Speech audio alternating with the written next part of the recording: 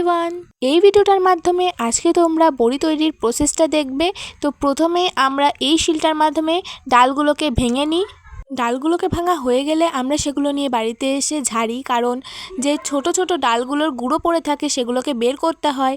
তো দেখো আমার মা এখানে ওগুলো ঝেড়ে নেওয়ার পর ডালটা থেকে খোসা বের করে জলে ভিজাতে দিয়েছে। তো তারপরে ভেজা হয়ে গেলে সেগুলোকে আমরা মিক্সিতে বেটে নিই, এবং যেহেতু প্রপারভাবে মিক্সিতে বাটা হয় না তো তার জন্য হাতে বাটতে হয়, আর আমি মাকে হেল্প করছিলাম। আর এই দিকে দেখো কুমড়ো আমার ঠাম্মা কেটে দিচ্ছিল বড়িতে মেশানোর জন্য।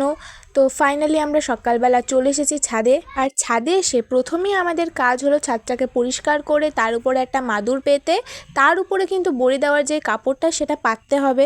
তো চলো, আর কাপড় পাতা হয়ে গেলে আমরা বড়িটার মধ্যে কালো জিরে মিশাই।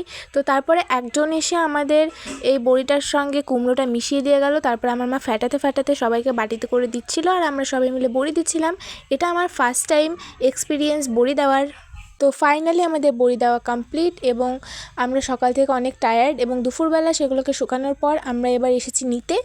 আর তোমাদের কাদের বড়ি খেতে ভালো লাগে কমেন্টে বলতে কিন্তু ভুলো না।